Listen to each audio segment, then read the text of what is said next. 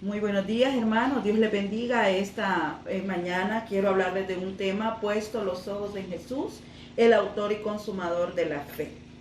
La palabra de Dios en Hebreos capítulo 12, verso del 1 en adelante, voy a leerlo hasta el verso 3, dice lo siguiente: Por tanto, nosotros también, teniendo en derredor nuestro tan grande nube de testigos, despojémonos de todo peso y del pecado que nos asedia, y corramos con paciencia la carrera que tenemos por delante, puesto los ojos en Jesús, el autor y consumador de la fe, el cual por el gozo puesto delante de él sufrió la cruz, menospreciando el oprobio, y se sentó a la diestra del trono de Dios. Considerad a aquel que sufrió tal contradicción de pecadores contra sí mismo, para que vuestro ánimo no se canse hasta desmayar. Mire qué preciosa palabra la que comparto con ustedes esta mañana en Hebreos capítulo 12. Nos dice: pongan sus ojos en Jesús.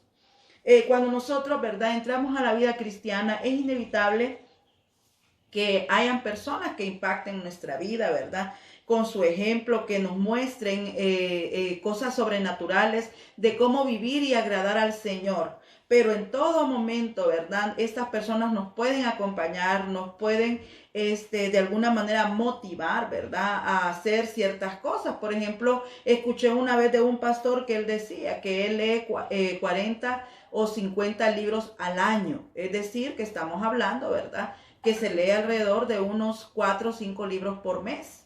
Entonces, cuando yo escuché ese testimonio de él, que leía tantos libros, se nota en la manera que predica, ¿verdad? Porque incluye bastante conocimiento, además de la Biblia, ¿verdad? Incluye bastante conocimiento social, económico, cultural, de historia. Entonces sabemos, ¿verdad?, que una persona así realmente está leyendo constantemente. Cuando yo escuché este testimonio, dije: wow, qué lindo. Cuando yo era joven, leía bastante, pero no llegué a ese nivel, ¿verdad? Tenía mucho más tiempo, era mucho más hábil, ¿verdad? Recuerden que con el tiempo algunas capacidades menguan, no se llena nuestro horario con compromisos. Sin embargo, este es un hombre más o menos de mi edad, y lo escuché a él decir esto: 40, 50, hasta 60 libros en un año. Entonces eso impactó mi vida.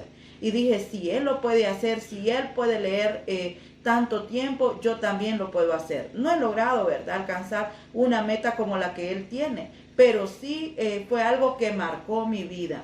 Una vez le di un testimonio a mi madre, y creo que lo he compartido con ustedes, de un varón de Dios que murió a los 103 años y que él había leído la Biblia 80 veces. Y tenía por propósito, el hermano Abraham decía: tengo por propósito leer la Biblia una vez por cada año de vida que el Señor me ha dado. Eso fue hace como 6 años. Él pasó a la presencia del Señor el año pasado. Su ejemplo impactó mi vida. Y dije: es increíble realmente ponernos metas, ¿verdad? Mi madre también comenzó a leer la Biblia y también lleva una buena cantidad en 3 meses y medio, ella dice: yo ya he leído la Biblia una vez por completo, ¿verdad? Entonces, hermanos, sin duda hay ejemplos de hombres y mujeres valerosos, ¿verdad?, que cuando nosotros escuchamos de ellos ciertas cosas, ¿verdad?, pueden animar nuestra vida a hacer cosas similares. Sin embargo, la Escritura nos dice, ¿verdad?, pongamos nosotros, sabiendo que tenemos tantos testigos alrededor nuestro, dice el verso 1, despojémonos de todo peso. Es decir, el compromiso de cambio viene de mi vida. Yo no puedo tener un compromiso de cambio por lo que mi pareja me dice, por lo que mi padre me dice, mis hermanos, porque el pastor, ¿verdad? Necesito tener un compromiso por mí mismo. Dice: despojémonos de todo peso y del pecado que nos asedia. Nos dice la Escritura que estos son comportamientos personales que cada uno de nosotros tenemos que ir corrigiendo. Y dice: y corramos con paciencia la carrera que tenemos por delante. La vida es una carrera. La vida es darle ritmo a nuestra participación en esa carrera. Si usted se fija, la gente que es atleta y que hace grandes maratones, que son muchos kilómetros, no necesariamente tiene que iniciar con fuerza. Al contrario, el ritmo de correr que debe de llevar debe ser un ritmo que le permita respirar, que le permita tener las condiciones para llegar hasta la meta. ¿verdad? Porque solamente se le va a dar reconocimiento a aquellos que han llegado a la meta. Recuerdo que hace unos años vi a alguien que es atleta también, ¿verdad? Que tenía colgado un diploma que le habían dado porque participó en una carrera de atletismo y llevaba el número como 800 y algo. Cuando yo lo vi, dije yo realmente, yo no sé por qué ponen, ¿verdad? A exhibir, ¿verdad? Un número tan largo, ¿verdad? En una carrera. 800, digamos que hubiese sido 850. Quiere decir que 849 personas llegaron antes que esta persona. ¿Cómo esto puede llegar a enorgullecerlo, verdad? Y decía yo, realmente no puedo entender. Cuando leí que abajo decía que la carrera era, no recuerdo, pero era una gran cantidad de kilómetros. Yo he corrido, hermanos, y cuando yo corro lo más en aquel tiempo, ¿verdad? 4, 5 kilómetros a trote y casi regresando, parándome en cada esquina.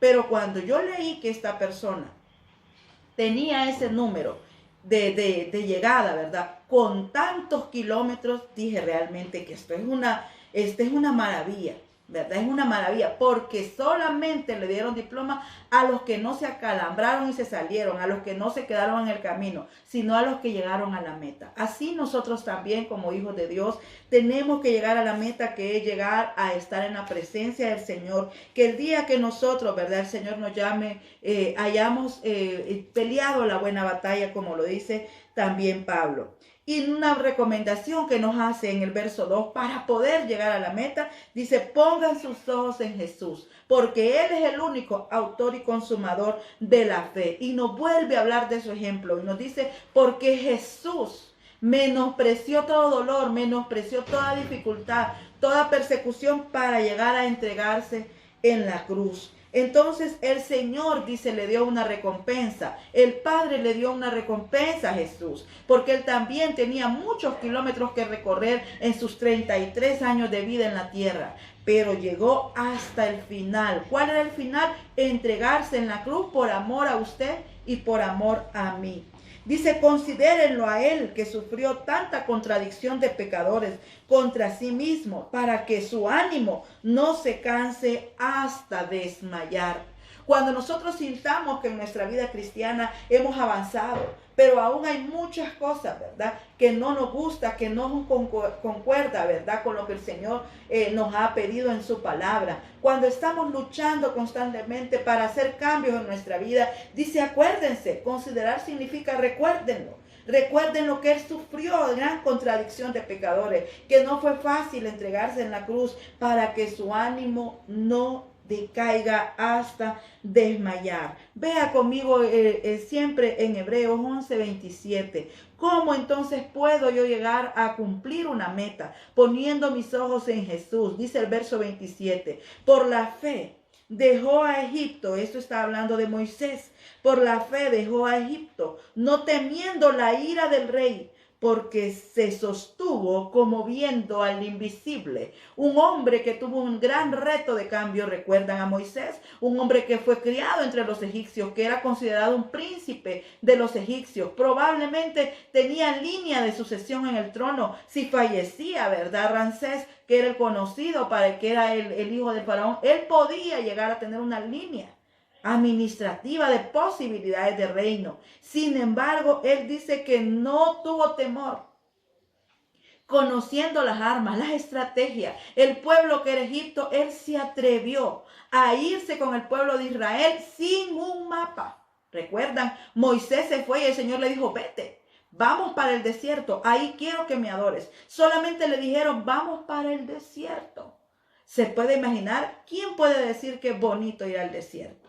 Sin embargo, dice que Moisés se sostuvo como viendo al invisible. Es decir, cuando estamos en esta tierra, ¿verdad?, y estamos haciendo cambios fuertes en nuestra vida, sólidos, que nos permiten estar en la presencia del Señor, vamos a encontrarnos que solo vamos a poder hacerlo si nos mantenemos viendo al invisible. Esto se escucha paradójico.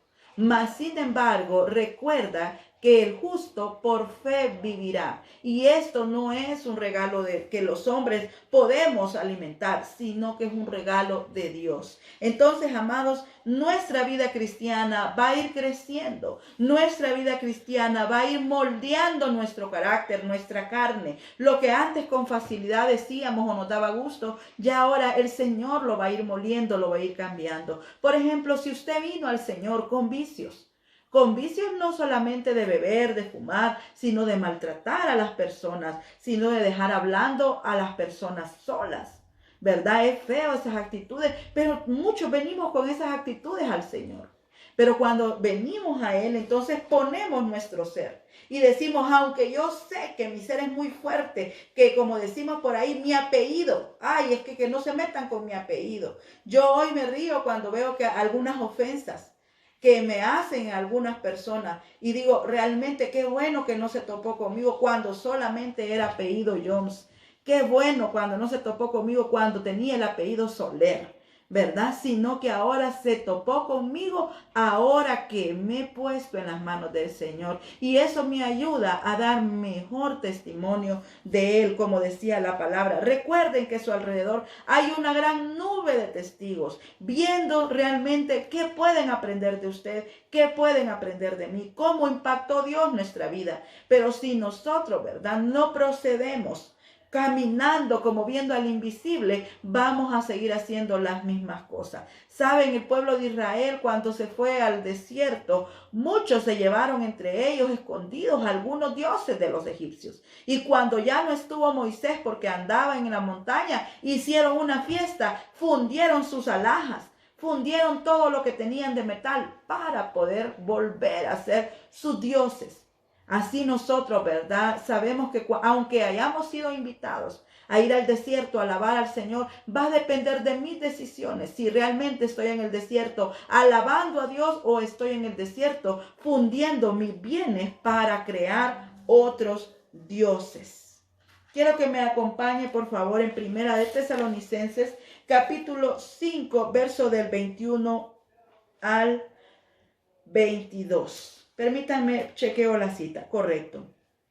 Primera de Tesalonicenses, capítulo 5, verso 20. Vamos a leerlo desde el 19.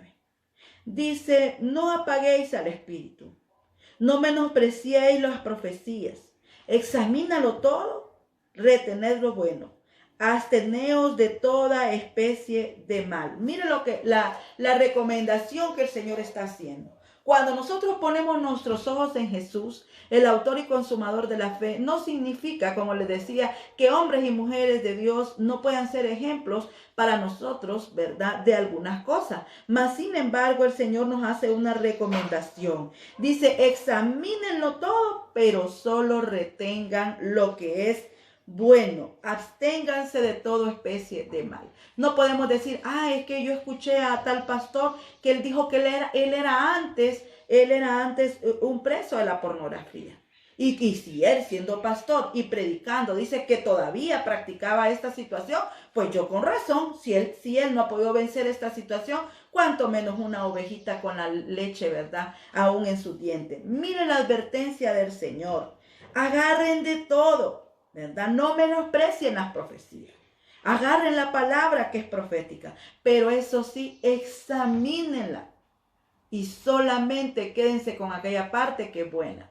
Nuestros países son caracterizados por frutas que se arruinan. ¿Y qué hacemos nosotros? Nosotros no agarramos esa fruta y la botamos, ¿verdad? Porque hay tanta carencia de alimento que ¿qué hacemos? La partimos y rodeamos toda la corteza que está mala y la quitamos. Y lo que queda bueno de aquella fruta, nosotros la consumimos. Lo mismo es con los ejemplos de los hombres. Si el hombre que está delante de usted o la mujer que está enseñándole la palabra tiene cosas dignas de imitar, usted lo puede hacer. Dice, examínelo todo y retenga lo bueno. Si alguien, por ejemplo, está luchando, como les decía, con ciertas cadenas de pecado, ¿verdad? Entonces, pero tiene cosas buenas que imitar, entonces nosotros dice, solo me voy a quedar con la parte que es buena para mi vida. Y sobre todo, ¿cómo voy a saber que eso es bueno o malo? Absténgase de hacer lo malo, dice. Todo lo que usted vea que es malo, usted se va a abstener. Entonces las personas pueden impactar en mí, pueden darme un buen ejemplo, pero, es aquí donde yo quiero que ustedes vean. Pero lo que esa persona aún no ha podido cambiar en su vida y es algo que es malo, yo me voy a abstener de hacerlo. Solamente voy a imitar o voy a tomar las conductas que me acerquen al Señor y sean tomadas como buenas. Amén. Recordemos que estas personas aún son carne. Somos carne todos. Hace unos años recuerdo un testimonio que daba una hermana. Decía que ella le había dicho al apóstol de nuestra iglesia: apóstol, yo creo que usted ya no ha de pecar, ¿verdad? Porque como nosotros solemos idealizar a las personas, solemos decir: ay, es que el pastor, si él te lo dijo, él tiene la razón. No, si el pastor te lo dijo basado en la escritura, tiene la razón. Así de sencillo. Y mire lo que dice la palabra. Le quiero comentar lo del testimonio del apóstol. Dice que una dama le dijo: pastor, yo estoy impactada. Usted tan humilde, usted tan especial, usted ya no ha de ni pecarles. En su vida ya no ha de existir ni siquiera el pecado. Y entonces dice que el apóstol le dijo: hermana, le dice, peñísqueme la mano, el brazo. Entonces dice que ella le dijo: no, apóstol, ¿cómo voy a hacer eso? Peñísqueme, hermana. Y dice que ella con gran miedito le tocó así el brazo. Con gran miedito le hizo así. Y entonces dice que el apóstol le dijo: ¿sintió, hermana? Sí, le dijo. Yo también sentí, le dice, porque yo también soy carne. Y esa es la realidad, hermanos. Todos los que estamos en la iglesia por 5, 10, 15 años, 50, 80 años, somos personas que somos de carne. Y en nuestra carne, cada día, dice la palabra que en nuestro el pecado viene a ser como la sanguijuela, ¿verdad? Que pide y nunca se sacia, que agarra la carne, ¿verdad? Usted ha visto la sanguijuela, se pega a la carne y chupa y crece aquella sanguijuela. Y dice la palabra, y así puede llegar a ser el pecado en nuestra vida. Se adhiere a nuestra carne y cada día exige más y más y más. ¿Cuál es el trabajo? Por eso les decía, ¿quién va a poner los ojos en Jesús? ¿El pastor? No. El líder, no, usted y yo, cada ser humano quiere un cambio en su vida. Ponga usted sus ojos en Jesús y fíjese en Él, que Él sea su ejemplo. Y como dice acá la palabra, si hay algo bueno en otros seres que buscan exaltar al Señor, también puede tomarlos. Por ejemplo, yo he agarrado ejemplos de personas que son mundanas, pero son excelentes padres. ¿Qué tengo que hacer? Retomar lo que es bueno y abandonar lo que no es bueno, ¿verdad? No tengo por qué despreciar todo el conocimiento. Hay personas que dicen: no, si eso, si él no es cristiano, no me puede dar un ejemplo. Hay gente, hermano, que no es cristiano y que tienen unas características de ayuda al prójimo, de entrega, ¿verdad? Que realmente son dignos de imitar. Pero nosotros a veces nos volvemos religiosos. Y mire lo que nos invita la palabra: si algo va a hacer crecer mi fe, me va a tener en permanencia, es poner mis ojos en Jesús. Y en los hombres puedo examinar lo que es bueno y tomar su ejemplo que impacte en mi vida si es bueno. Si no, yo lo desecho. Amén. Quiero leerles también la palabra Filipenses capítulo 3, quiero leerles desde el 12 hasta el 21. Dice la palabra: no que lo haya alcanzado ya, ni que ya sea perfecto. Este es Pablo hablando. Sino que prosigo por ver si logro asir o tomar, ¿verdad?, aquello para lo cual fui también asido o tomado por Cristo Jesús. Hermanos, yo mismo no pretendo haberlo ya alcanzado, pero una cosa hago, olvidando ciertamente lo que queda atrás y extendiéndome a lo que está delante. Prosigo a la meta, al premio del supremo llamamiento de Dios en Cristo Jesús. Así que todos los que somos perfectos, esto mismo sintamos, y si otra cosa sentís, esto también os lo revelará Dios. Pero en aquello a que hemos llegado, sigamos una misma regla, sintamos una misma cosa. Hermanos, sed imitadores de mí. Este es Pablo hablando. Y mirad a los que así se conducen según el ejemplo que tenéis en nosotros. porque por ahí andan muchos, de los cuales os dije muchas veces y aún ahora lo digo llorando, que son enemigos de la cruz de Cristo, el fin de los cuales será perdición, cuyo Dios es el vientre y cuya gloria es su vergüenza, que solo piensan en lo terrenal. Mas nuestra ciudadanía está en los cielos, de donde también esperamos al Señor, al Salvador, al Señor Jesucristo, el cual transformará el cuerpo de la humillación nuestra para que sea semejante al cuerpo de la gloria suya, por el poder con el cual también sujetará a sí mismo todas las cosas. Mire qué palabra tan preciosa. Este es el último verso que vamos a leer hoy. Mire qué precioso lo que dice. Pablo se pone como ejemplo su vida y le dice, yo no es que ya haya alcanzado la perfección, que ya yo esté a un nivel, ¿verdad?, donde no haya que estar viendo qué parte de la pulpa está enferma o está podrida. Dice Pablo, no es que yo sea una fruta perfecta de la que usted pueda comerse todo lo que hay adentro. Eso es lo que está diciendo Pablo. No es, dice, que yo ya sea perfecto, pero sí puedo enseñarles algo, que yo me extiendo a lo que está por delante. Muchas veces, hermanos, cuando nosotros prometemos hacer algo y no logramos y fracasamos en aquello y seguimos, el ser humano lo que hace es escuchar una voz que le dice, no lo vas a lograr. Apártate mejor, estás dejando en vergüenza. Yo recuerdo que una de las cosas por las que yo no recibía a Jesús y se lo decía a todo el que me evangelizaba era, no, realmente yo no puedo, yo no le quiero fallar al Señor como le hizo Pedro, qué vergüenza, le decía yo. Imagínese Pedro 3 años y medio andar con Jesús. Y cuando le tocó, ¿verdad?, acompañarlo, lo negó 3 veces y habiendo sido advertido. Es decir, miraba yo como qué barbaridad. Yo no quiero ser como él. Entonces yo le decía a las personas que me evangelizaban, realmente yo todavía no estoy preparada para recibir a Jesús. Así que cuando yo me sienta preparada, yo lo voy a recibir. Qué grave error. La perfección solamente la puede dar el perfecto, hermano. Usted y yo, por más que nos esforcemos, separados de Dios, nada podemos hacer. Lo primero es entregar nuestra vida a Jesús. Y una vez que entregamos nuestra vida a Jesús, dice, pongamos nuestros ojos y mirada en Él. Que nuestro ejemplo de superación y de lucha sea el sacrificio que Jesús hizo en la cruz del Calvario. Y eso es lo que Pablo está diciendo. Olvídense, dice, lo que queda atrás y extiéndase a lo que está por delante. Prosiga a la meta. Me imagino que cuando va corriendo un atleta tantos kilómetros, hay un momento en que le da algún calambre, o en que le da sed, o en que se siente mareado o aturdido, y él se detiene un momento. La Biblia dice, yo sé tu andar y sé tu sentarte, sé tu cuando te has detenido. Porque en algún momento de la vida, ¿verdad?, en una carrera podría usted, pero solamente se soba la pierna, la estira, hace ejercicio y se estira nuevamente los ligamentos y prosigue.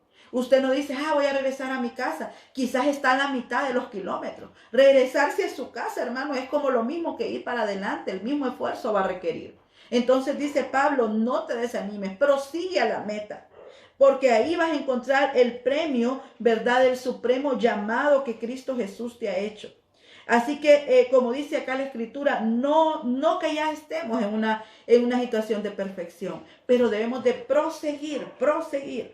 Y dice la palabra acá también, si hay algo a la que hemos llegado y ya es una regla y es bueno, prosigamos en eso. Por ejemplo, si usted ya determinó, yo cuando termine esta pandemia voy a regresar a la iglesia o voy a estar en la iglesia, esa es una buena regla, siga en ella. Si dice, bueno, ahora estamos haciendo devocionales con mi familia y cuando termine la pandemia volvemos a tanta dificultad que olvidamos las reuniones familiares para leer la palabra, esa regla es buena, no la suelte. El Señor lo va a hacer. Y mire qué palabras las que dice Pablo en el verso 17. Hermanos, dice, sean imitadores de mí. Mírenme a mí cómo me conduzco. Quiero que me vean como un ejemplo. Usted sabe lo que es pararse delante de la iglesia y decirle, hermanos, vean mi conducta. ¿Qué conducta de sacrificio? tenía Pablo como para él poder decir, yo quiero ser un ejemplo de ustedes. Pero no estaba diciendo Pablo que él fuera un ejemplo y que quedara Jesús por fuera, o que él fuera el ejemplo en todo, sino en sus conductas que alababan al Señor. Porque he aquí, dice la palabra, hay muchos que se dicen ser cristianos o creyentes. Y dice Pablo, pero son enemigos de la cruz. Son aquellas personas que te dicen, vas a cambiar de a poco, y llevas 10 años cambiando conductas. Por ejemplo, conductas como beber. Y ya tienes 10 años en el cristianismo y cada vez que te enojas o te sientes deprimido o te sientes solo o vacío, vuelves a tomar. Yo no sé si alguna vez has hecho abstención de refresco de botella. No voy a decir el nombre, pero todos sabemos qué refresco le digo, que es bien adictivo. Pero cuando nos enfermamos y hacemos dieta de ese refresco y un día queremos volver a tomar, le sentimos mal sabor. Pero ¿qué hacemos? Ay, no, ahí se me va a acostumbrar el paladar y seguimos tomando hasta que nos volvemos a poner viciosos de aquel refresco. Me imagino que el que bebe también cuando se toma la primera cerveza no la siente igual de rica que antes. Porque ahí está el Espíritu de Dios reprochándole, diciéndole no lo hagas, no te detengas. Tú puedes liberarte de este vicio, pero hasta que logra volver a adaptar el cuerpo al guaro o a la cerveza, ¿verdad? O a cualquier otro vicio que se tenga. Dice, esas personas que no han querido cambiar, esas personas que no han querido ver a Jesús como ejemplo, ver a los hombres de Dios en los buenos ejemplos que tengan, dice, su Dios es el vientre y su gloria es vergüenza. Porque solo piensan en lo terrenal. Si vas a poner tus ojos en Jesús, vas a tener que apartar tus ojos de lo terrenal. O seríamos como los biskos, ¿verdad? Un ojo aquí y un ojo allá. ¿Y cómo nos miraríamos? No nos miraríamos atractivos ni en el mundo ni en Cristo, ¿verdad? Una persona que está, que a voluntad está haciendo esto, ¿verdad? No se sabe realmente dónde está su enfoque. Porque fijamente se ve un ojo en el cristianismo y fijamente un ojo en lo terrenal. Usted jamás va a tener la certeza de hacia dónde realmente está la atención de esta persona. Y nos recuerda el Señor, ¿por qué debemos de tener nuestros ojos en las cosas espirituales? Porque nosotros, nuestra ciudadanía está en el reino de los cielos. Amén. En el reino de los cielos, el cual está prometiendo que va a transformar nuestro cuerpo físico con el poder del Señor y va a sujetar todas las cosas a nosotros. En conclusión, amados, en el camino del Señor nos acompañamos de hombres y de mujeres valerosos que con su ejemplo impactan nuestra vida. Pero los mismos no han dejado de ser y habitar en la carne. Es decir, están en proceso de cambio. Por tanto, no podemos imitarlos a un 100%, sino tomar de ellos lo bueno e ir desechando lo que aún está en proceso. ¿Y cómo vamos a saber que eso está en proceso? Dice que no hagamos nada que sea malo, que no busquemos la maldad. Entonces, lo que en ellos aún está en proceso, lo vamos a dejar. No vaya a cometer el error de que, ay, me voy de esta iglesia porque ya vi que el pastor el otro día hizo tal cosa. Me voy de esta iglesia porque el líder el otro día se enojó. Hace un tiempo recuerdo que nosotros nos tocaba, yo era líder, era supervisora de grupos y nos tocaba un bautismo. Pues el pastor nos estuvo diciendo, ¿verdad? Tráiganos la lista de las personas que van a bautizar. Traigan la lista. Pues nosotros le preguntábamos a los líderes y los líderes, es que estamos consolidando, todavía no nos han dicho que sí, estamos, usted sabe, el nuevo convertido. Una de las cosas, no sé por qué, porque yo inmediatamente que llegué a Cristo me quise bautizar. Pero mucha gente brega con esa situación que no se quieren bautizar. Pues llegó el día del bautismo y nunca le dimos la lista al pastor. Pues el pastor había dicho, ¿verdad? El que quiera puede llevar su familia para que sea testigo, ¿verdad? Del bautismo, nada más que tienen que confirmar. Pues miren, hermanos, nosotros rentamos los buses. Habían 4 buses parqueados en una gasolinera que ya nos íbamos. Llega el pastor en el carro y nos dice, ¿y las listas de los que se van a bautizar? Y nosotros, pastor, mira qué montón de gente, pero no hallamos los líderes. Y entonces nos dijo, no, vayan a traerme la lista de los que se van a bautizar. Ay, hermanos, cuando entramos a los buses, había gente que andaba cosas para carne asada. Mire, llevaban cosas para asar carne, llevaban pollo frito, era una feria aquello. Y hasta llevaban inflables y los llevaban ya listos. Y le quiero contar que llegamos nosotros, hermanos, por favor, denos los nombres de los que se van a bautizar. ¿Y usted cree que había alguien que se iba a bautizar? Solo habían yo creo que ni había personas para bautizarse. Y llegamos donde el pastor, y del bus uno, ¿cuántos van a bautizar? No, pastor, ninguno. El que se iba a bautizar no vino. Los que vinieron fueron los hermanos que iban al grupo con él para acompañarlo. Y así, hermanos, los 4 buses sin nadie para bautizar. ¿Sabe qué hizo el pastor? Yo no sé si hubieron como 3 o 4. El caso es que no dábamos seguridad. ¿Sabe qué hizo el pastor? Dijo, cancelen el evento y otro día vamos a organizarnos de acuerdo a los lineamientos. Y agarró su carro y se fue. Ay, hermanos, ¿qué hacíamos nosotros con esos 4 buses llenos de gente? Ni modo, a pasar la vergüenza. A decirles, hermanos, disculpen, como no hay gente confirmada, ¿verdad? Con antelación, como pidió el pastor, para bautismo, vamos a cancelar la actividad. Y mire, aquella gente se salía de aquellos buses. Había gente que con mucha tranquilidad, ni modo, ¿verdad? Si es cierto lo que dicen los hermanos.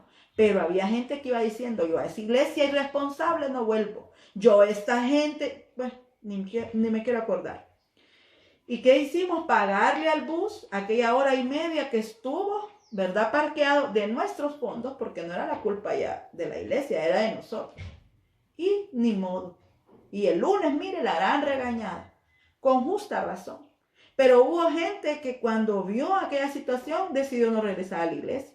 Y mira qué gracioso se miraba, parecía que venían de una manifestación con aquellos inflables y la carne asada y toda la gente a pie para su casa. Realmente, hermanos, como les decía, errores y carnes y dificultades todos vamos a tener. Podemos ser ejemplo en muchas cosas, pero también hay cosas que no debemos de imitar, ¿verdad? Tomemos entonces buenos ejemplos de hombres y mujeres que realmente hayan permitido que su carne haya sido transformada. Preferiblemente, ¿verdad? Preferiblemente, como dice ahí la palabra, solamente las cosas buenas. Y sabiendo, ¿verdad? Que todos tenemos cosas que no son dignas de imitar. Entonces, en medio de toda dificultad, de toda decisión, mis ojos deben de estar puestos ¿en quién? En Jesús, el autor y consumador de la fe. Y como leía, ¿verdad? En Hebreos 11:27, como viendo al invisible, porque Él es el que nos va a dar ánimo para seguir adelante.